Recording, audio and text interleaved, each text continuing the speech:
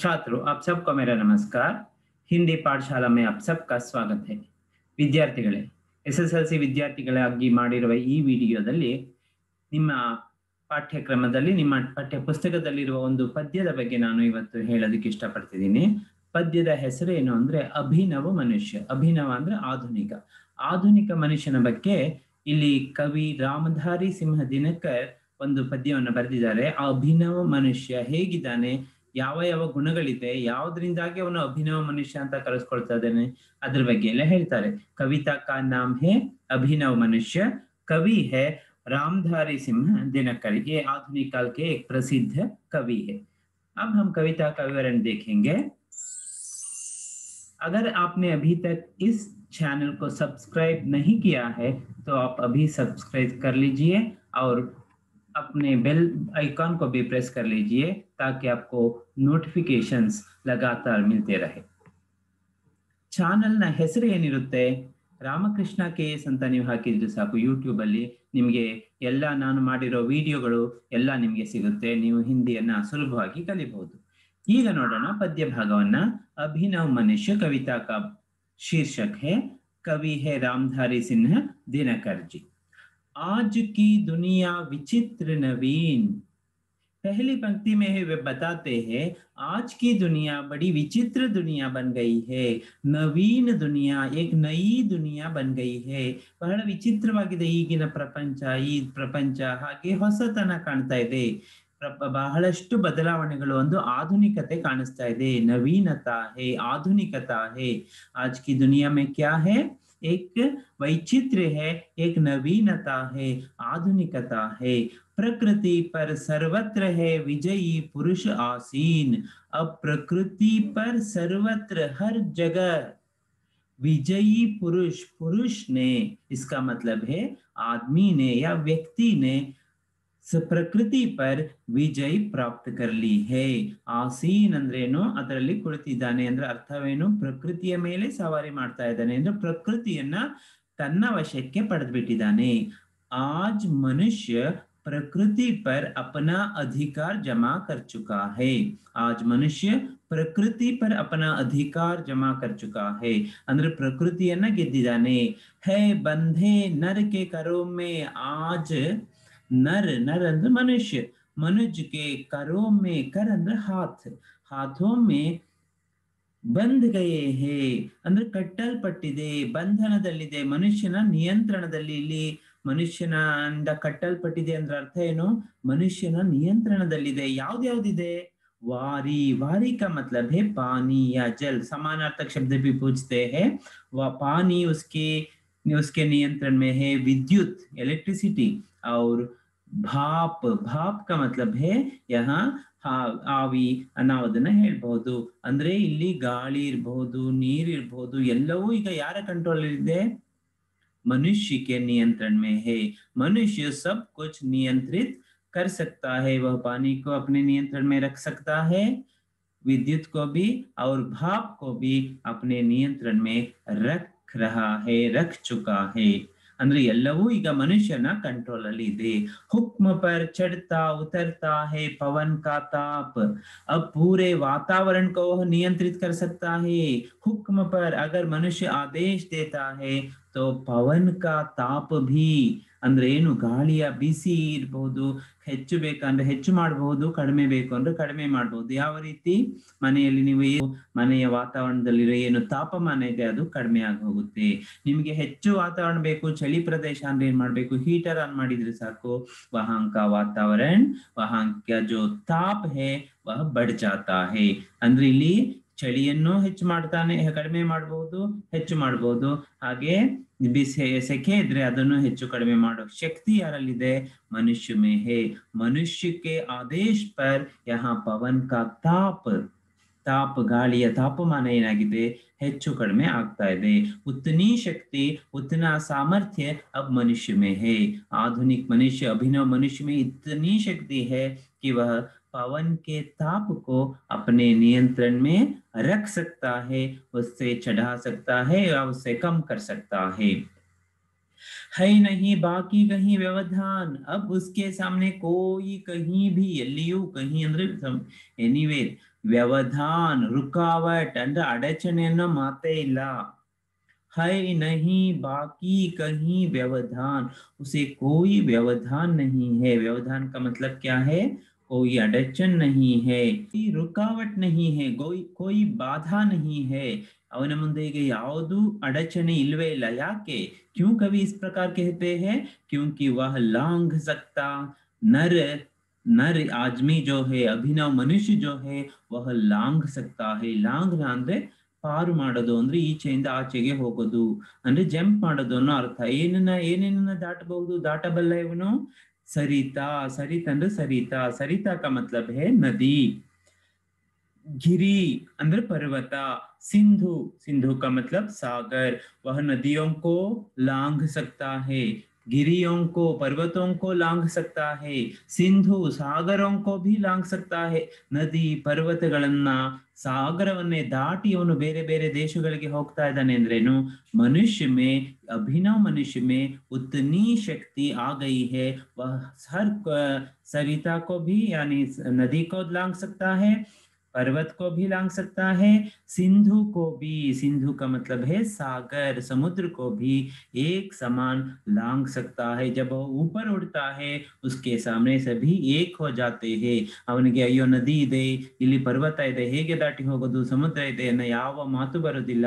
वह यहाँ से उड़कर किसी दूसरे देश में आसमान में उड़ते हुए जा सकता है. ಹಾರಿ ಹೋಗಬಹುದು ಅಂದ್ರೆ ಅವನಿಗೆ ಎಲ್ಲವೂ ಸುಲಭ ಆಗಿದೆ.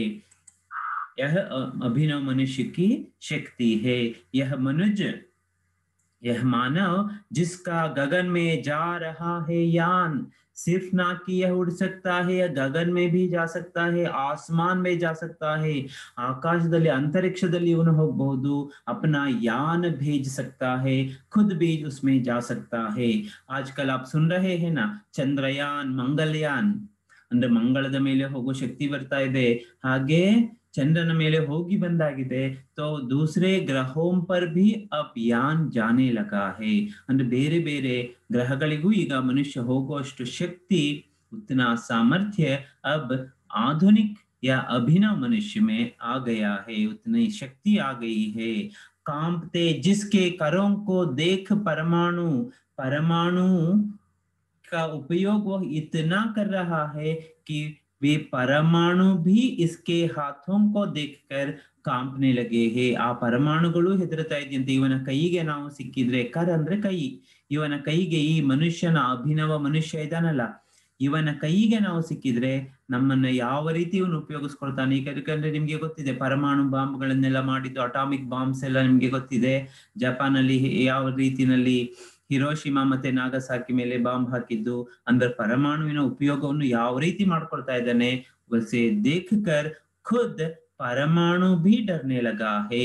ಯಾರ ಕೈಯಲ್ಲಿ ಪರಮಾಣುವಿನ ಭವಿಷ್ಯ ಏನಾಗುತ್ತೆ ಅಂತ ಗೊತ್ತಿಲ್ಲ. अभिनव मनुष्य के करों में, कर अंद्रे हाथ, हस्त. यह मनुष्य जो सृष्टि का श्रृंगार है, सृष्टि का श्रृंगार जैसा है, सृष्टि में सबसे बुद्धिमान जीव मनुष्य है. ज्ञान का, विज्ञान का, आलोक का आगार है. इसमें ज्ञान भरा हुआ है, यह ज्ञान का भंडार है. आगार का मतलब भंडार, खजाना है. यह अभिनव मनुष्य ज्ञान का खजाना है. ಎಷ್ಟೊಂದು ಮನುಷ್ಯನಲ್ಲಿ ನಾಲೆಡ್ಜ್ ಇದೆ. ಈಗ ನಿಮ್ಮಲ್ಲಿ ಎಷ್ಟು ನಾಲೆಡ್ಜ್ ಇದೆ ಅದು ನಿಮಗೆ ಗೊತ್ತಿರೋದಿಲ್ಲ. इतनी शक्ति, इतना ज्ञान आदमी में, मनुष्य में अब है. विज्ञान का भी यह खजाना है. विज्ञान में बहुत सारी उपलब्धियां पा चुका है. आलोक का आगार, प्रकाश उसमें फैल गया है. ಅಂದ್ರೆ ಪ್ರತಿಯೊಂದು ಕ್ಷೇತ್ರದಲ್ಲೂ ಒಬ್ಬ ಮನುಷ್ಯ, ಈಗ ಮನುಷ್ಯ ಅಭಿನವ ಮನುಷ್ಯ ಮುಂದೆ ಇದ್ದಾನೆ. वह खजाना बन गया है. ಅಂದ್ರೆ ಯಾವುದು ಗೊತ್ತಿಲ್ಲ ಅನ್ನೋ ವಿಷಯನೇ ಇಲ್ಲ. ವ್ಯೋಮ से पाताल तक सब कुछ इसे है ज्ञेय.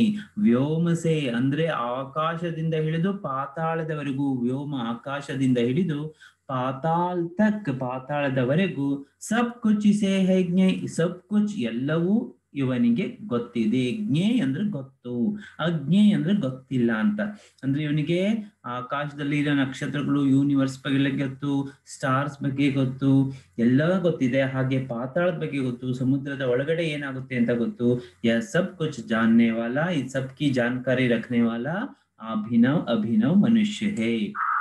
ಹಾಗೆ ಇದೆಲ್ಲ ಇಷ್ಟೊಂದು ಮನುಷ್ಯ ಸಾಧನೆ ಮಾಡಿದಾನೆ, ಆಧುನಿಕ ಮನುಷ್ಯ. ಹಾಗಾದ್ರೆ ಇವನೇನೆ ನಿಜಕ್ಕೂ ಇವನಿಗೆ ಕೀರ್ತಿ ಸಂಪಾದನೆ ಮಾಡಿರಬಹುದಾ? ಕವಿ ಯಹಾ ಸಂಶಯ ಪ್ರಕಟ ಕರ್ತೆ ಹೇ. ಪರ್ ಅಂತ ಹೇಳಿದ್ರೆ ಅಂದ್ರೆ ಬಟ್, ಆದರೆ ಅಂತ ಹೇಳಿದ್ದಾರೆ ಅಂದ್ರೆ ನಿಮ್ಗೆ ಗೊತ್ತು ಇವನು ತುಂಬಾ ಒಳ್ಳೆ ಹುಡುಗ. ಆದರೆ ಅಂತ ಬಂದ್ರೆ ಅಲ್ಲಿ ಏನೋ ನೆಗೆಟಿವ್ ಇದೆ ಅನ್ನೋದು ನಿಮ್ಗೆ ಕ್ಲಿಯರ್ ಆಗಿ ಗೊತ್ತಾಗುತ್ತೆ. पर ಆದರೆ ना यह परिचय मनुज का, यह ना उनका श्रेय, लेकिन इसे मनुज का ही परिचय नहीं है. एक मनुष्य दूसरे मनुष्य से ಪರಿಚಿತ್ ನಹಿ ಹೇ. ಒಬ್ಬನಿಗೆ ಇನ್ನೊಬ್ಬನ ಪರಿಚಯನೇ ಇರೋದಿಲ್ಲ. ಪಕ್ಕದ ಮನೆಯಲ್ಲಿ ಯಾರು ವಾಸ ಮಾಡ್ತಾರೆ ಅನ್ನೋ ಪರಿಚಯನೂ ಈಗ ವ್ಯಕ್ತಿಗಳಿಗೆ ಇಲ್ಲದೆ ಇರೋ ರೀತಿ ಆಗ್ಬಿಟ್ಟಿದೆ. ಯಹ ನಾ ಉನ್ಕಾ ಶ್ರೇಯ, ಇದು ಅವನಿಗೆ ಕೀರ್ತಿ ತರೋ ಕೆಲಸ ಅಲ್ಲ.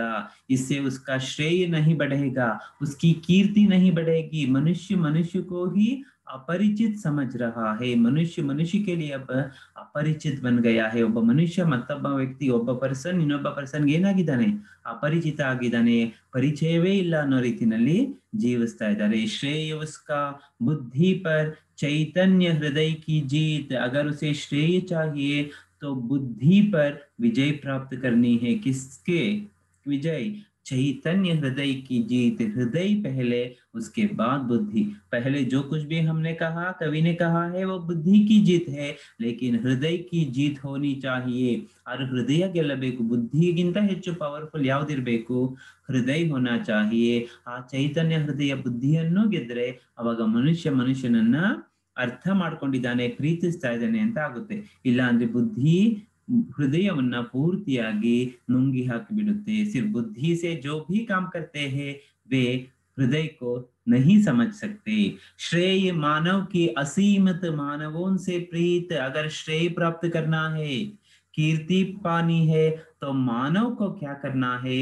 असीमित मानवों से प्रीति करनी है. असीमित, ಸೀಮೆ ಇಲ್ಲದಷ್ಟು ಮಾನವನೊಂದಿಗೆ ಪ್ರೀತಿಯನ್ನು ತೋರಿಸಬೇಕಾಗಿದೆ. ಮಾನವನ್ಸೆ ಪ್ರೀತಿಯನ್ನು, ಪ್ರೇಮವನ್ನು ತೋರಿಸಬೇಕಾಗಿದೆ. ಮನುಷ್ಯ ಸೇ ಪ್ಯಾರ್ ಕರ್ನಾ ಹೇ.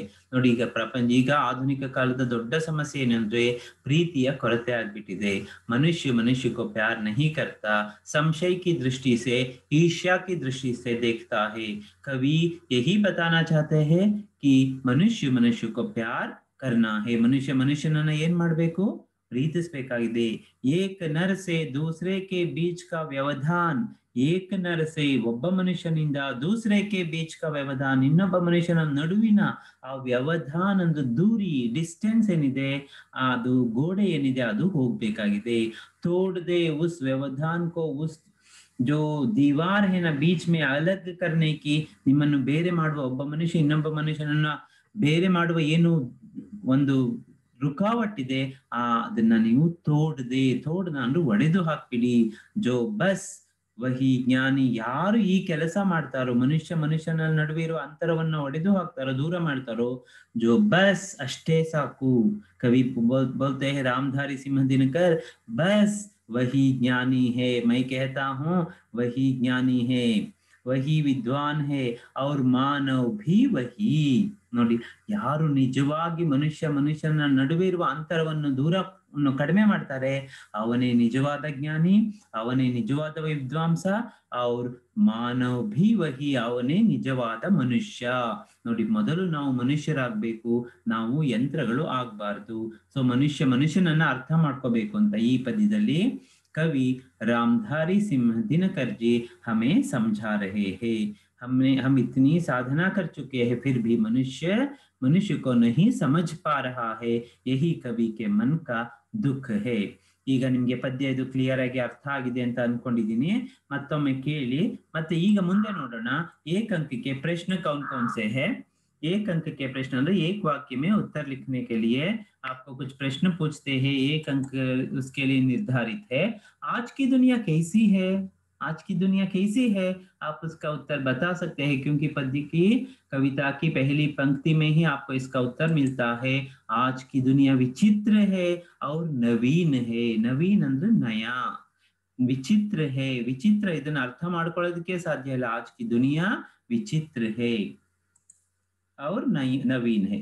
दूसरा प्रश्न है, मानव के हुक्म पर क्या चढ़ता और उतरता है। मानव के हुक्म, हुक्म का मतलब आदेश पर क्या चढ़ता है। चढ़ना ಅಂದ್ರೆ ಏರುವುದು, ಉತ್ತರನ ಅಂದ್ರೆ ಕಡಿಮೆ ಆಗೋದು, ಅಂದ್ರೆ ಹೆಚ್ಚು ಕಡಿಮೆ ಆಗೋದು। क्या चढ़ता और उतरता है। मानव के हुक्म पर पवन का ताप चढ़ता और उतरता है, ಅಂದ್ರೆ ಟೆಂಪರೇಚರ್ ಹೆಚ್ಚು ಆಗುತ್ತೆ ಕಡಿಮೆನೂ ಆಗುತ್ತೆ, ಅಂದ್ರೆ ಅಷ್ಟೊಂದು ನಿಯಂತ್ರಣವನ್ನ ಮನುಷ್ಯ साधिसिदाने। विज्ञान में उतनी प्रगति पा चुका है।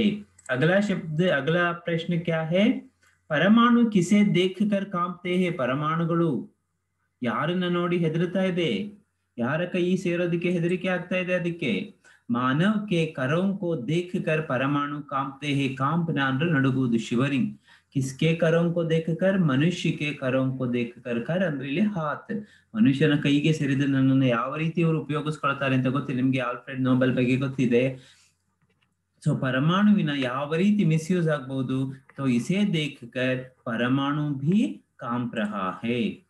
अभिनव मनुष्य कविता के कवि का नाम लिखिए। आप सबको पता है इस कविता के कवि है रामधारी सिंह दिनकर जी। और अगला प्रश्न है, आधुनिक पुरुष ने किस पर विजय पाई है। आधुनिक पुरुष किस पर विजय, आधुनिक पुरुष अंदर मनुष्य किस पर विजय प्राप्त कर चुका है। आधुनिक पुरुष प्रकृति पर, आधुनिक पुरुष ने ಪ್ರಕೃತಿ ಪರ್ ವಿಜಯ್ ಪ್ರಾಪ್ತಿ ಕಿ ಹೇ। ನೇಚರ್ನೇ ಗೆದ್ಬಿಟ್ಟಿದ್ದಾನೆ, ಯಾಕಂದ್ರೆ ಪರ್ವತಗಳನ್ನು ಹಾರಕೋಲ್ಲ, ನದಿಯನ್ನು ಹಾರೋದಕ್ಕೆ ಸಾಧ್ಯ ಇದೆ, ಸಮುದ್ರಗಳನ್ನು ಹಾರೋದಕ್ಕೆ ಸಾಧ್ಯ ಇರೋದ್ರಿಂದ इसने किस पर विजय प्राप्त की है, प्रकृति पर, नेचर ಮೇಲೆ। नर ಅಂದ್ರೆ ಮನುಷ್ಯ किन किन को एक साथ लांग सकता है। ಏನೇನ ಇವನು ಹಾರಬಲ್ಲ, ಏನೇನ ಇವನು। नर नदी को पार कर सकता है, लांघना ಅಂದ್ರೆ ಹಾರುವುದು, ದಾಟುವುದು। पर्वत को लांघ सकता है और समुद्र को भी एक साथ लांघ सकता है। ಈ ಎಲ್ಲವನ್ನು ಮಾಡೋ ಶಕ್ತಿ ಯಾರಲ್ಲಿದೆ, ಆಧುನಿಕ್ ಮನುಷ್ಯ ಮೇ ಹೇ। ನಿಮಗೆ ರಾಮಾಯಣದ ಕಥೆ ಗೊತ್ತಿದೆ, ಹನುಮಂತ ಶ್ರೀಲಂಕಾಗೆ ಹಾರಿದ್ದು ನಮ್ಗೆ ಗೊತ್ತಿದೆ। ಈಗ ನಾವು ಇಲ್ಲಿಂದ ಹತ್ತಿ ಅಮೆರಿಕದವರೆಗೂ ಹಾರಬಹುದು। उतनी शक्ति हम में है, वह आधुनिक मनुष्य की वह शक्ति है, उसकी कीर्ति है। लेकिन कवि के अनुसार सिर्फ उतना काफी नहीं है। और अगला प्रश्न, एक अंक के प्रश्नों में, आज मनुष्य का यान कहाँ जा रहा है। मनुष्यನ ಯಾನ ಎಲ್ಲೆಲ್ಲಿಗೆ ಹೋಗ್ತಾ ಇದೆ। आज मनुष्य का यान गगन में जा रहा है ಎಂದು ಚಂದ್ರಯಾನ್ ಇರಬಹುದು, ಮಂಗಲಯಾನ್ ಇರಬಹುದು। ನೀವು ಇಲ್ಲಿ गगन में ಅಂತ ಬರೆದು ಸಾಕು, आपको पूरा अंक मिलेगा। अब देखेंगे समानार्थक शब्द। समानार्थक ಅಂದ್ರೆ ಗೊತ್ತಿಲ್ಲ, ಸಿನಾನಿಮ್ಸ್ ಅಂದ್ರೆ ಸೇಮ್ ಮೀನಿಂಗ್, ಒಂದು ಶಬ್ದ ಕೊಡ್ತಾರೆ ಅದಕ್ಕೆ ಎರಡು ಸಮಾನಾರ್ಥಕ ಶಬ್ದಗಳನ್ನ ಬರೀಬೇಕು। दुनिया, दुनिया हमारी दुनिया, दुनिया ಅಂದ್ಕೊಳ್ಳೇನು, वर्ल्ड ಅಂದ್ರೆ प्रपंच। उसके लिए हिंदी में और दो समानार्थी शब्द है, एक संसार, यहाँ दुनिया शब्द स्त्रीलिंग है, संसार शब्द पुल्लिंग है, और एक है जग, जग शब्द भी पुल्लिंग शब्द है। तो दुनिया के लिए दो समानार्थी शब्द कौन कौन से है, संसार, ಇದನ್ನ ಸಂಸಾರ ಅಂತ ಓದಬಾರ್ದು, ಸಂಸಾರ ಅಂತ ಹೇಳ್ಬೇಕು। जग दूसरा। विचित्र, विचित्र और नवीन ಅಂತ ಕೇಳಿದಿರಲ್ಲ, विचित्र ಅಂದ್ರೇನು, अनोखा, अजीब है ಒಂಥರ, और अनोखा है, अजीब और अनोखा, उसके लिए समानार्थक। ये तो अनोखे लोग है, अजीब आदमी है ಅಂತ ಮಾತಾಡ್ತೀವಿ, तो अजीब ಅಂದ್ರೆ विचित्र ಅನ್ನೋ ಅರ್ಥ ಬರುತ್ತೆ। नवीन का मतलब है नया और नूतन, अभिनव, ಯಾವ್ದು आधुनिक ಏನ್ ಬೇಕಾದ್ರೂ ಬರಿಬಹುದು। नवीन, नया, नूतन, दो अर्थ काफी है। नर ಅಂದ್ರೆ ಮನುಷ್ಯ ಅಂತ ಗೊತ್ತಾಗಿದೆ, मानव और मनुज, मनुष्य ಯಾವ್ದು ಬೇಕಾದ್ರೂ ಬರಿಬಹುದು, ನೆನಪಲ್ಲಿ ಇಟ್ಕೊಳ್ಳಿ। और पांचवा है समानार्थी शब्द वारी। यह वारी को, वारी ಅಂದ್ರೆ ಗೊತ್ತಾಯ್ತಲ್ಲ, पानी, और उसका समानार्थक शब्द और एक है जल। और अगला कर, कर ಅಂದ್ರೆ ಇಲ್ಲಿ ವರ್ಬ್ ಆದ್ರೆ ಅದು ಮಾಡು ಅಂತ, ಇಲ್ಲಿ कर ಅನ್ನೋದು नौन आಗಿದೆ, यह संज्ञा के रूप में प्रयुक्त हुआ है, इसलिए कर क्या है यहाँ, हाथ। कौन डरता है, परमाणु। और नेक्स्ट दूसरा कौन सा है, हस्त। कर शब्द के दो समानार्थी शब्द हाथ और हस्त। और अगला और अंतिम इसमें आगार। आगार का मतलब है खजाना, और दूसरा ಭಂಡಾರ, ಖಜಾನಾ ಹೇ, ಅದರ ಭಂಡಾರವಾಗಿದೆ, ಖಜಾನೆ ಆಗಿದೆ, ಅಂದ್ರೆ ಅದರ ಸಂಪತ್ತಿನಿಂದ ತುಂಬಿದೆ ಅನ್ನೋ ಅರ್ಥ ಬರುತ್ತೆ. तो ಇದು ನಿಮಗೆ ಕ್ಲಿಯರ್ ಆಗಿ ಗೊತ್ತಾಗಿದೆ. आगे विलोम शब्द देखेंगे. विलोम शब्द में कौन कौन से है? आज, आज का विलोम शब्द है कल. आज ಅಂದ್ರೆ ಇವತ್ತು, ಕಲ್ ಅಂದ್ರೆ ನಾಳೆ ಅಥವಾ ನಿನ್ನೆ. प्राचीन, प्राचीन का विलोम शब्द है नवीन. प्राचीन नवीन, नया पुराना ಹಾಗೆ. नेक्स्ट चढ़ना ಅಂದ್ರೆ ಹತ್ತುವುದು ಅಥವಾ ಏರುವುದು, और उसका विलोम शब्द होता है उतरना. पेड़ पर चढ़ना ಅಂದ್ರೆ ಮರವನ್ನು ಏರುವುದು ಅಥವಾ ಹತ್ತುವುದು, उतरना ಅಂದ್ರೆ ಇಳಿಯುವುದು. ಇಲ್ಲಿ टेंपरेचर ಬಗ್ಗೆ ಹೇಳಿದ್ದಾರೆ. चढ़ता और उतरता है ಅಂತ कवि ने इस शब्द का प्रयोग किया है. समान के लिए एक उपसर्ग जोड़कर आप क्या कर सकते हैं? विलोम शब्द बना सकते हैं. समान, असमान. असमान का मतलब है अनइक्वल, इल्दे इरोದು. ज्ञान के लिए अगर आप आ जोड़ेंगे तो अज्ञान होता है, उसका विलोम शब्द हो जाता है आ से सिरे. जीत ಅಂದ್ರೆ ಗೆಲುವು, और उसका विलोम शब्द है हार. जीत हुई, हार हुई. असीमित ಅಂದ್ರೆ ಸೀಮೆ ಇಲ್ಲದು, ಅಂದ್ರೆ ಬಾರ್ಡರೇ ಇಲ್ಲ ಅಂದ್ರೆ ಕೊನೆ ಇಲ್ಲ ಅಂತ ಅರ್ಥ. ಸೀಮೆ ಇಲ್ಲಿ सीमित उसका विलोम शब्द है. ತೋಡ್ನ ಅಂದ್ರೆ ತೋಡು ಅಂದ್ರೆ ಒಡೆಯುವುದು.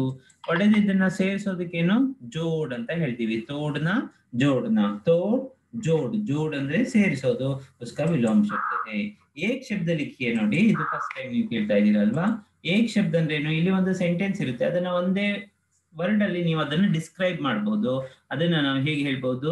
ಸಭಿ ಜಗಹೋ ಮೇ ಅಂದ್ರೆ ಸಭಿ ಜಗಹೋ ಮೇ. ಸಭಿ ಅಂದ್ರೆ ಎಲ್ಲ, ಜಗಹ ಅಂದ್ರೆ ಪ್ಲೇಸಸ್, ಎಲ್ಲಾ ಪ್ಲೇಸಸ್ ಅಲ್ಲೂ ಇರೋಂಥದಕ್ಕೆ ನಾವೇನ್ ಹೇಳ್ತೀವಿ? ಸರ್ವತ್ರ ಅಂತ ಹೇಳ್ತೀವಿ. ಸರ್ವತ್ರ ಅಂದ್ರೆ ಅದ ಭಗವಾನ್ ಸರ್ವಂತರ್ಯಾಮಿ ಅಂತ ಹೇಳ್ತೀವಲ್ಲ. ಸರ್ವತ್ರ ಅಂದ್ರೆ ಹರ್ ಜಗಹ रहने वाला, ಸರ್ವತ್ರ. तो दूसरा आसन पर बैठा हुआ. ಆಸನದ ಮೇಲೆ ಕುಳಿತುಕೊಂಡಿರುವ ಅನ್ನೋ ಬದಲು महाराज आसन पर बैठे हुए हैं ಅಂತ ಹೇಳೋ ಬದಲು महाराज आसन पर आसीन है. आसीन है, महाराज आसीन है ಅಂದ್ರೆ आसन पर बैठे हुए ಅಂತಾನೆ ಬರುತ್ತೆ. ಅಲ್ಲಿ ಆಸನನ ವರ್ಡನ್ನು ಹೇಳೋದ್ ಬೇಕಿಲ್ಲ. ಆಸೀನ್ है ಅಂದ್ರೆ ಆಸನ್ पर बैठे हुए हैं. ಆಸನ ಅಂದ್ರೆ ಕುಳಿತುಕೊಳ್ಳೋದು ಏನಿರುತ್ತಲ್ಲ ಅದನ್ನ ಆಸನ ಅಂತ ಹೇಳ್ತೀವಿ. ಸಿಂಹಾಸನ ಅಂದ್ರೆ ಸಿಂಹಾಸನ, ರಾಜರು ಕುಳಿತುಕೊಳ್ಳೋದು. ಅಗಲ ಹೇ ಬಚಾ ಹುವಾ ಅಂದ್ರೆ ಉಳಿಕೆ, ಏನು ಉಳಿದಿರುತ್ತೋ ಅದನ್ನ ಬಚಾ ಹುವಾ ಅಂತ ಹೇಳ್ತೀವಿ. ಅದನ್ನ ಬಚತ್.